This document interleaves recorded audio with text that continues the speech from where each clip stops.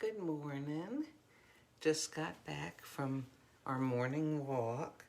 Oh, let's see, how far did we walk? About 3/4 of a mile, a little bit over that. It's one of those mornings after the rain.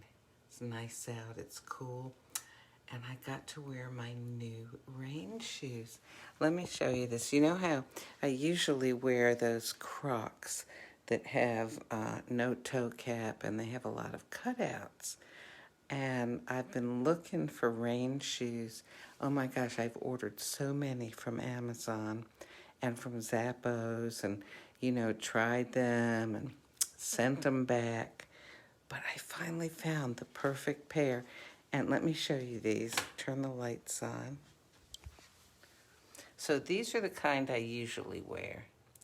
But look, aren't these pretty? These are rain shoes. They have an insole that's removable so you can wash it. This is regular rubber. This is neoprene. So it's stretchy, kind of like a scuba diver wears. And they were just perfect.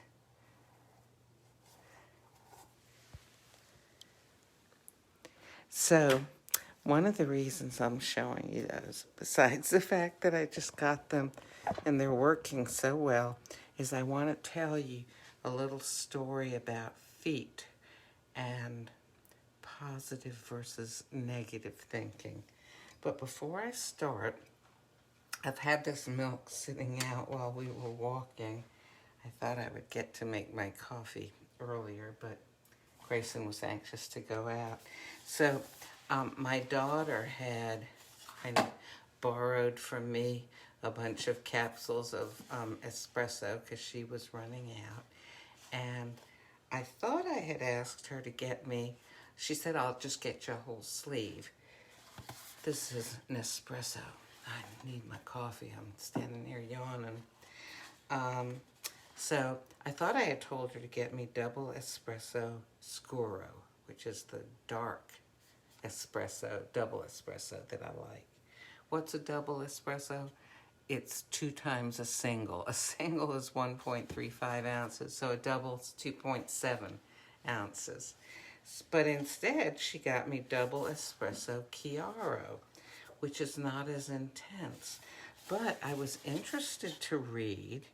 It says, let me find, where does it say? Here we go. It says, a blend of Latin American Arabica coffees. This was what I was interested in. An intense short roast brings power without hiding those woody, earthy aromas. And that's what I like, is the woody, earthy stuff. The smoky, leathery, chocolatey, oaky kind of notes to the coffee. So I thought, well, okay, I'll give that a whirl. So I'm going to take this double espresso Chiaro and, let me close the coffee machine first. When I try to do this with one hand, it doesn't always work out as well.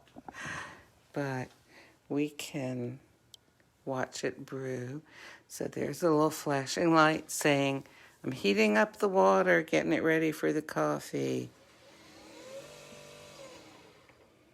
Okay, and here we go. Come on, coffee.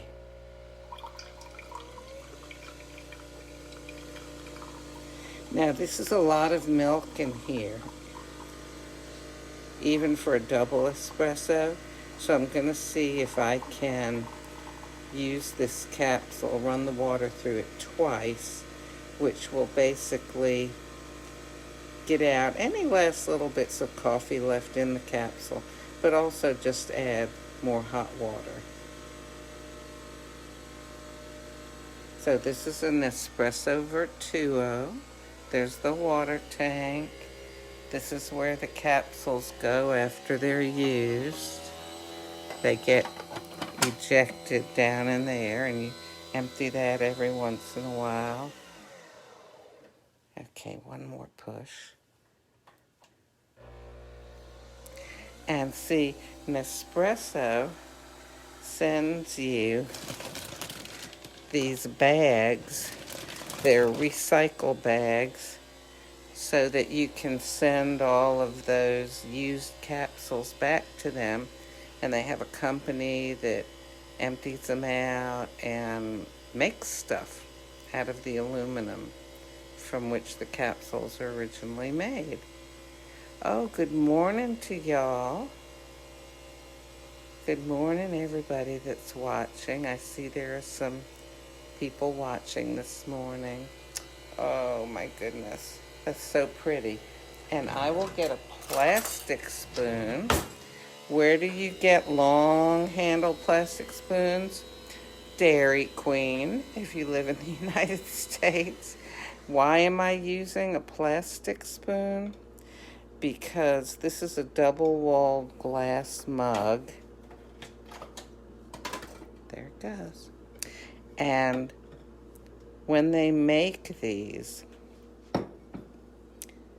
the inside wall especially is very delicate, so you don't want to be using a metal spoon. I did use a regular metal spoon for a while, and then I discovered that I was careful, but I must have stressed the bottom, and one day I saw this bubble come up in my coffee, and the coffee run down in here, and sure enough, that bottom had broken.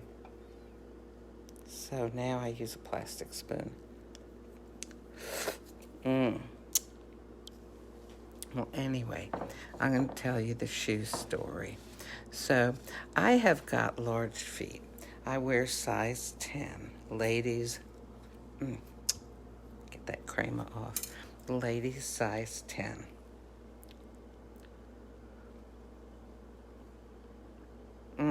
Very good. And I'm only like 5 foot, well, I was 5'4" my whole life until I got into my late 60s, and then all of a sudden I'm 5'3". What are you gonna do? But I still have size 10 feet. Well, anyway, so I used to feel self-conscious about the fact that I had big feet. And the funny thing is that nobody else ever said anything to me about it. But in my mind, I had these big feet, and I had to be careful what kind of shoes I wore so that it wouldn't accentuate the size of my feet. And I'll tell you something. You cannot judge your own body, including your feet, by looking down, okay? Because it looks different than if you were to look in a mirror, okay? Or to somebody looking at you, facing you and looking at you. So don't try to do it. But with feet especially, it's really bad because your feet from, looking down at them, they just look big. Especially if you have kind of larger size feet, they really look big. And my parents used to make jokes about big feet. I think maybe they thought they were making me feel better. Maybe they were just, trying to be clever. I don't know. But anyway, I still make jokes about them sometimes, about my own feet. But anyway, so I was walking down the street the other day thinking about how I was having trouble finding rain shoes that were decent looking, that did the job, but that fit. Because a lot of the rain shoes I found the inside of my big toe kind of poked up against, here, I'll show you. Okay, so here's the rain shoe I settled on. So here's where my big toe would be. And this part right here would just always seem to be too close or too tight against my toe. And I was feeling kind of down, And I started thinking, okay, this is the part that's important. I was thinking, I just, other people can go in the store and find all these pretty shoes, and I go and I can't find anything that fits me, nothing that's comfortable. The funny thing is, I always receive compliments on my shoes from all kinds of people. Oh, I love your shoes. Where did you get them? And, lots of times they're so surprised at, what brand they are or where I got them or whatever. It's so funny because it happens often to me. Yet I was walking along thinking these thoughts from the long ago past. I have such big feet, and I was feeling so down on myself because, you can't change the size of your feet. And, oh gosh, I even read an article the other day and watched some YouTube videos about the binding of women's feet in China, how that went on even up through the 1950s and 60s. Oh my gosh, if you don't know about that, look that up. Oh dear. But anyway, so I was feeding myself all this negative talk and feeling down because of my feet. I mean, so what? So what if I had toes 10 inches long that curled up at the end like elf shoes? I mean, my personality, my soul, who I am, really should not, in my mind, be so attached to my appearance, okay? Now, of course, part of my, oh, poor me attitude was that, it's hard to find shoes and other people don't have this problem, and oh, poor me, right?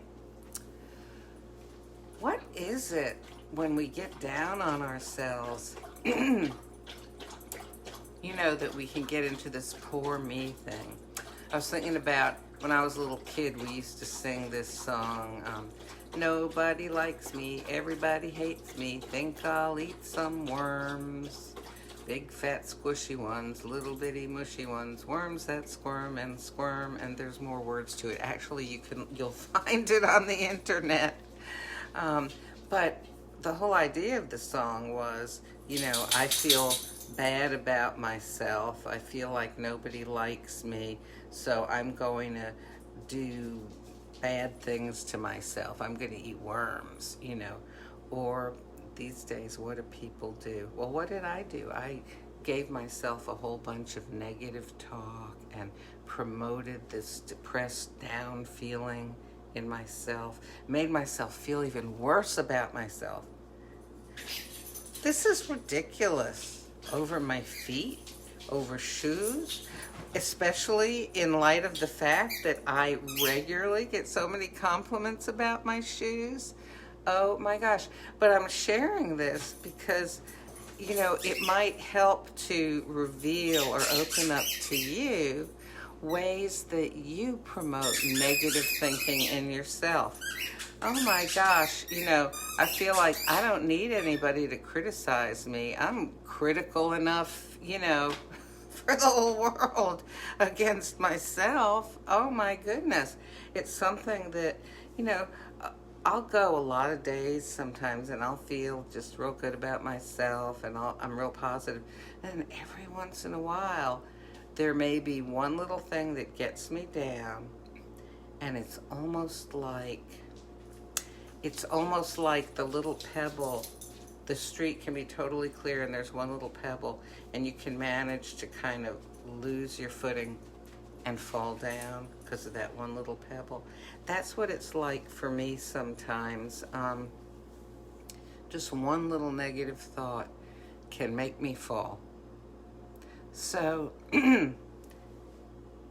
always need to remind myself to be positive. And that's one of the reasons why I try to talk about how to deal with this, when I'm doing these Facebook Lives or the little memes that I post and my Facebook banners and stuff like that.